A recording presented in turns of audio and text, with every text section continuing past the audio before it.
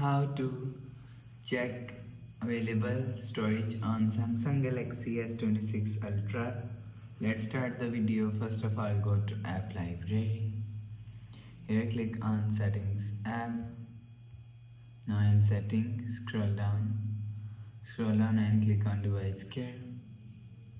After click on device care, click on storage. So if you want to check available storage, you will see, click on see more. You will see video, image, auto file, document, compressed file system, app system, other files, and trash. So you will see, after see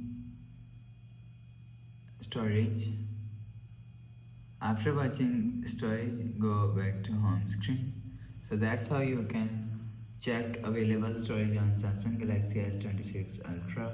If you like the video, please subscribe. Thanks for watching.